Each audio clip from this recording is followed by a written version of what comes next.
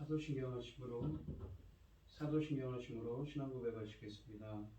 전능하사 천지를 만드신 하나님 아버지를 내가 믿사오며 그 외아들 우리 주 예수 그리스도를 믿사오니 이는 성령으로 잉태하사 동정녀 마리아에게 나시고 본디오 빌라도에게 고난을 받으사 십자가에 못 박혀 죽으시고 장사한 지 사흘 만에 죽은 자 가운데서 다시 살아나시며 하늘에 오르사 전능하신 하나님 우편에 앉아 계시다가 저리로서 산자와 죽은 자를 심판하러 오시리라.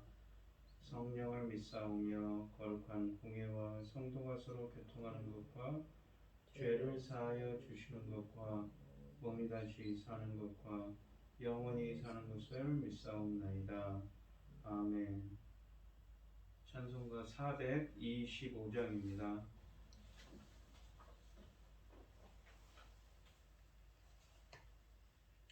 찬송가 425장입니다. 주님의 뜻을 이루소서. 고요한 중에 기다리니 진흙과 같은 날 빚으사 주님의 영상 만드소서. 주님의 뜻을 이루소서. 주님 발 앞에 엎드리니 나의 맘속을 살피시사 눈보다 이게 하옵소서.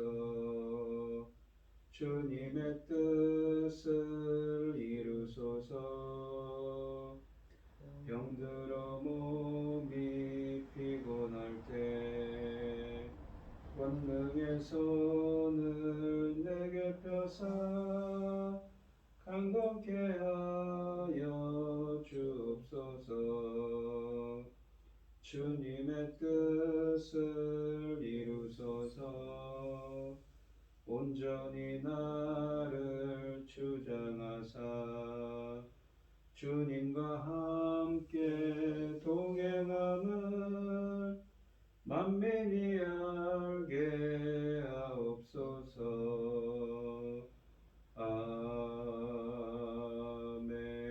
아멘.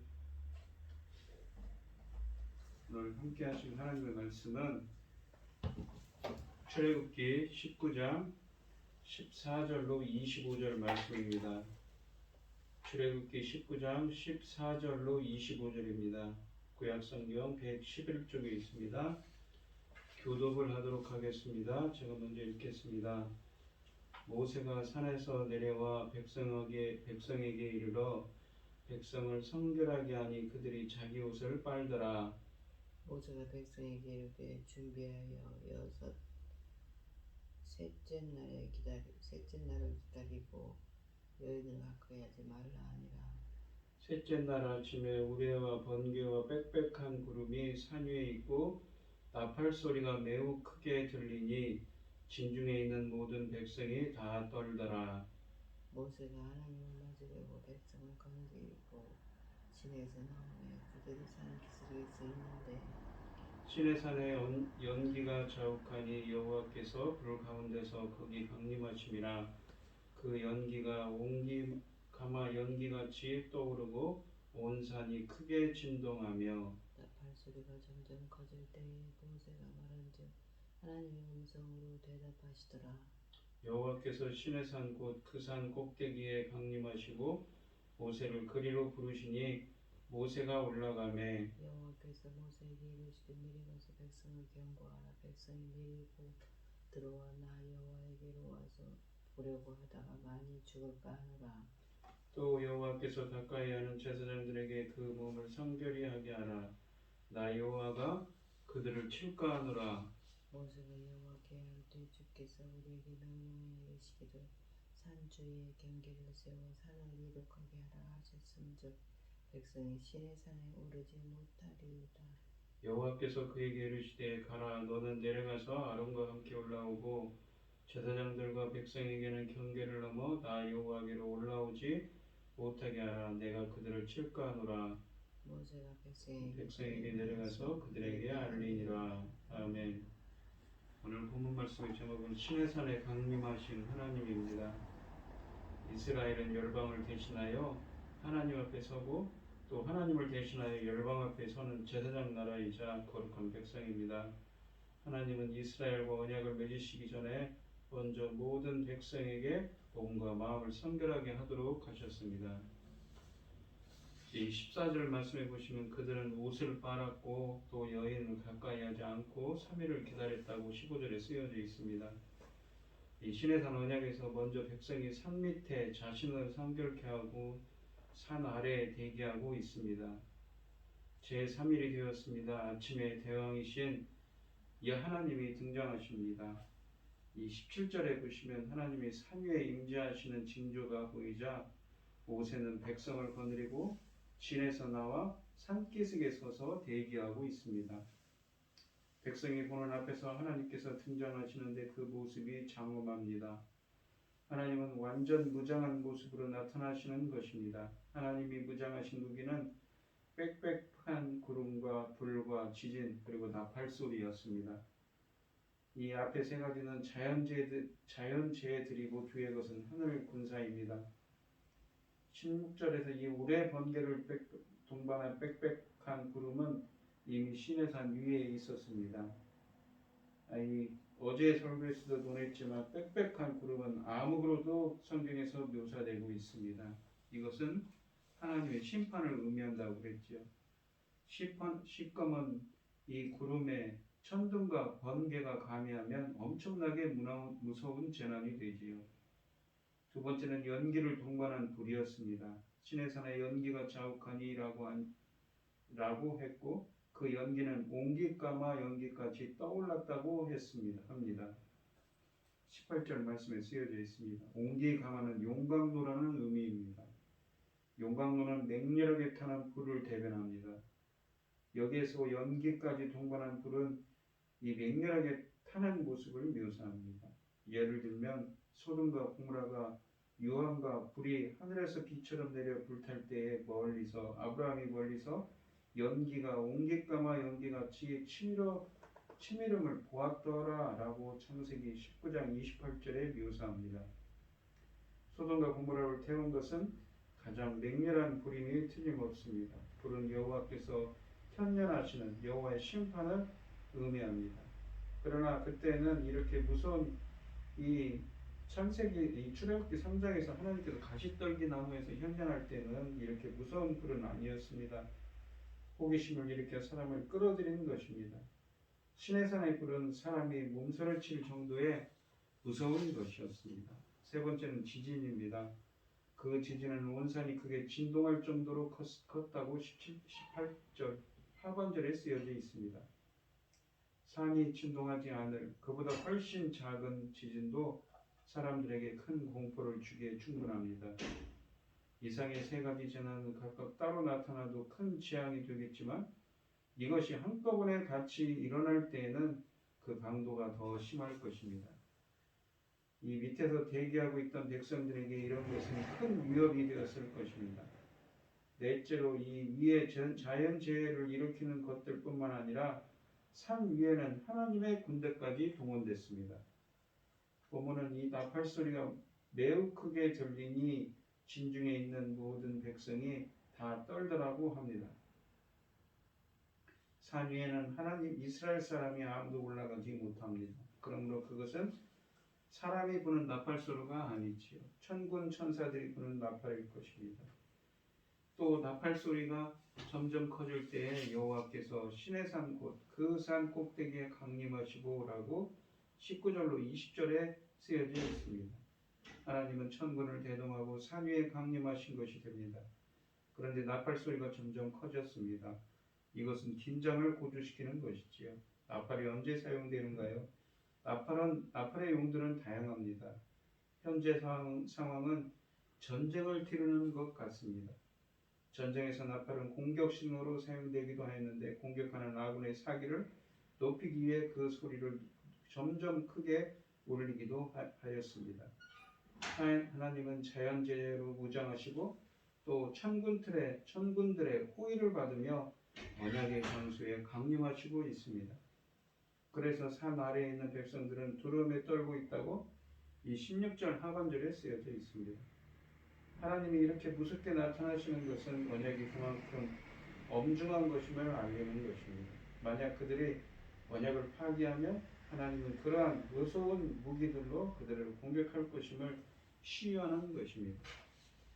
이 산 위에 강림하신 하나님은 모세를 불렀다고 20절 하반절에 쓰여져 있습니다. 오직 모세만 자기의 임재 장소에 불러 자신을 직접 만나게 허락하시는 것입니다.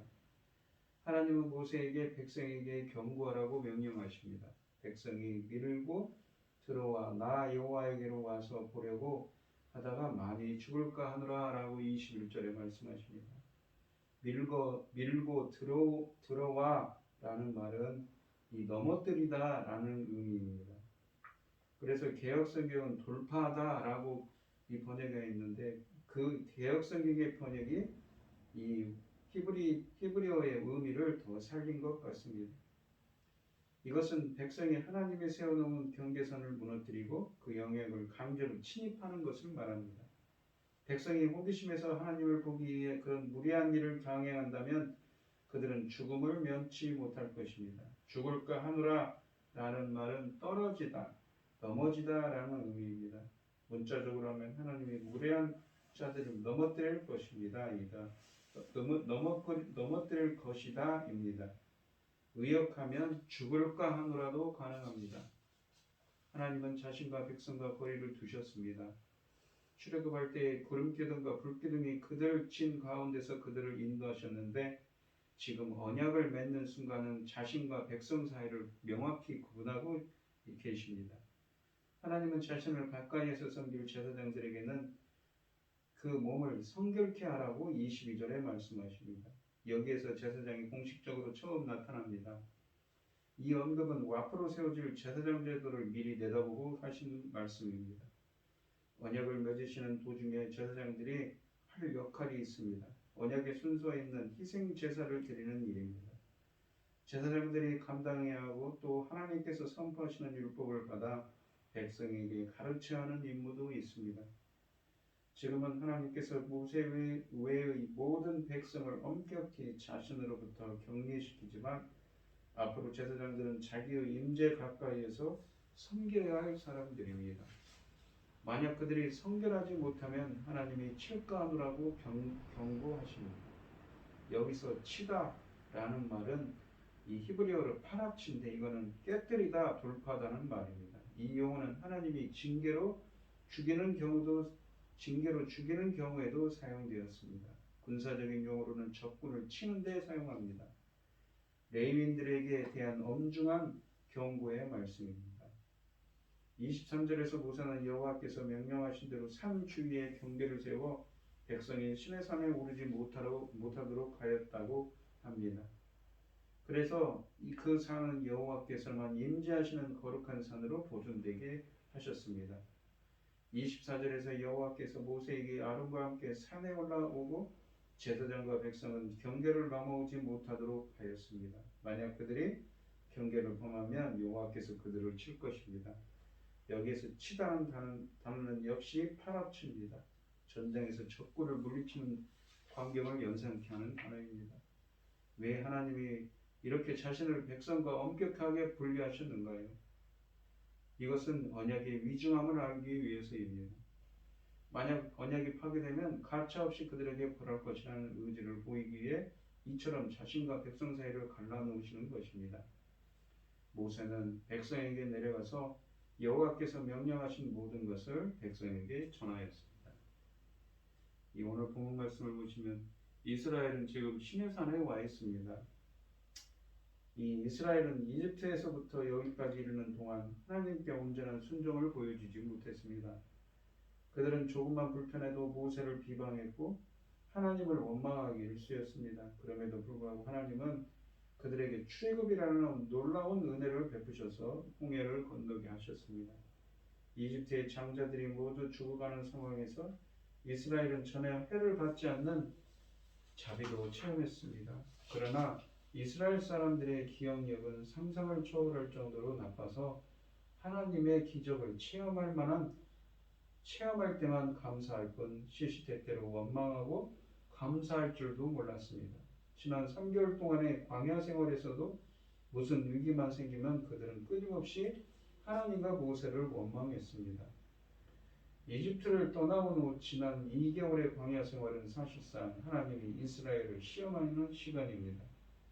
이스라엘이 과연 이 거룩한 백성이 될 자격이 있는가를 시험해보는 시간이었습니다. 그렇지만 이스라엘은 이 시험에서 철저하게 낙제했습니다. 이런 상황에서 우리는 이스라엘이 하는 행실로 봐서는 도저히 주의 백성이 될 수 있는 자격이 없다는 것을 우리는 알 수가 있습니다. 하나님의 이 이스라엘의 과오와 부패에도 불구하고 그들을 자신의 백성으로 선택하고 이렇게 언약을 맺도록 하셨습니다. 다행히 하나님은 연단과 시험에 완전히 낙제한 이스라엘 사람을 버리지 않으셨을 뿐만 아니라 그들과 전적으로 은혜에만 근거한 언약을 체결하십니다. 신의 산 언약을 하나님과 이스라엘의 결혼으로 묘사하기도 합니다.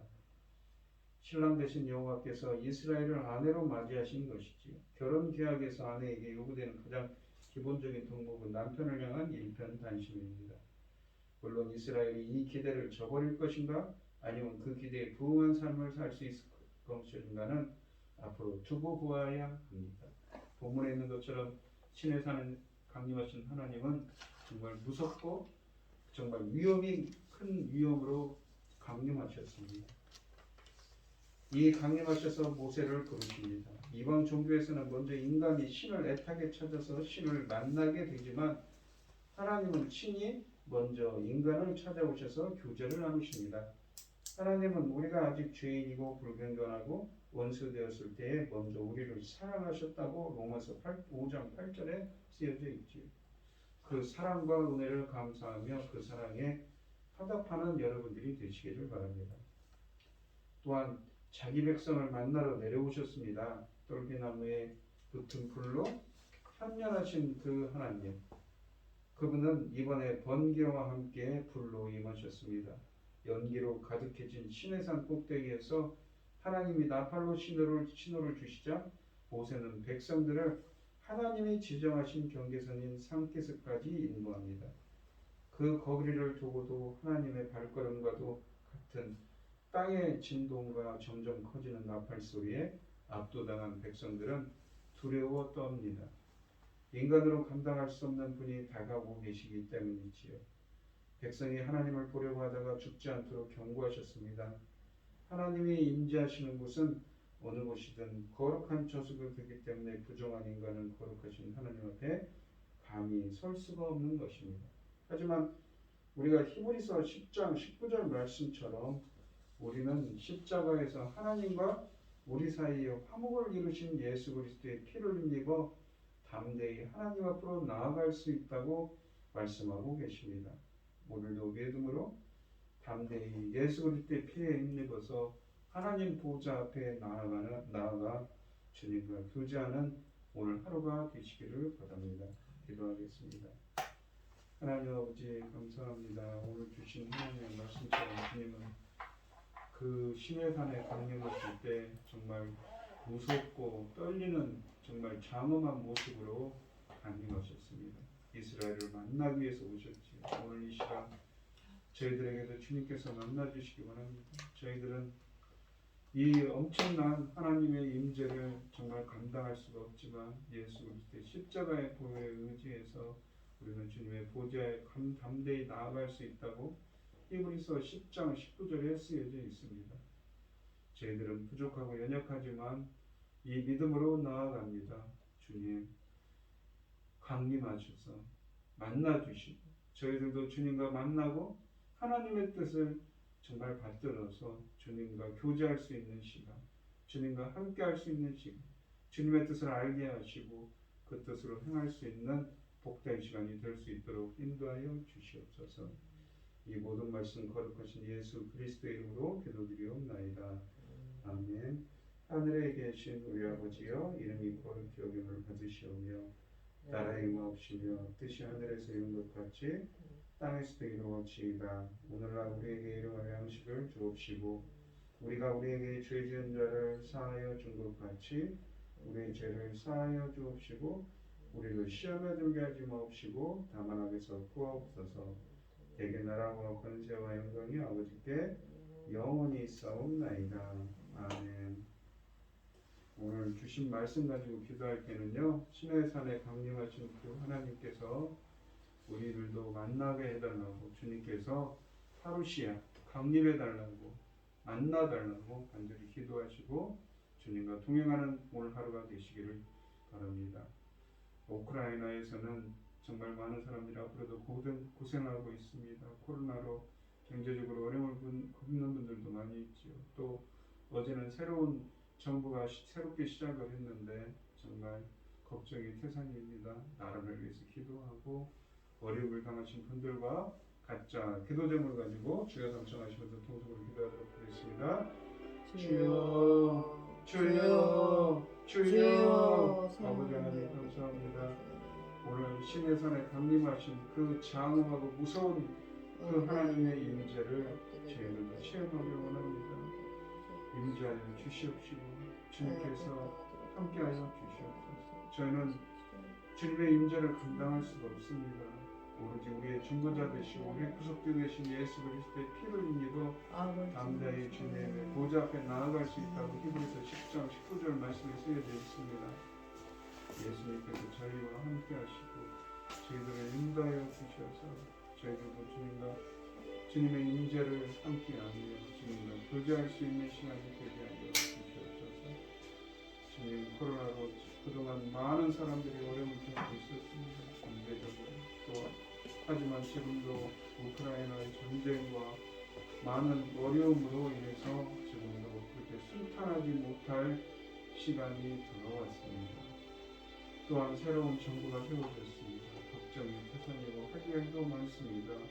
이 위기를 잘 넘길 수 있도록 주님께서 붙들어 주시고 이 나라를 제명나라 삼아 주셔서 동방의 등불로 삼아 주셔서 하나님께서 맡겨주신 사명을 잘 감당할 수 있는 우리 대한민국과 저희들이 되게 하여 주시옵소서.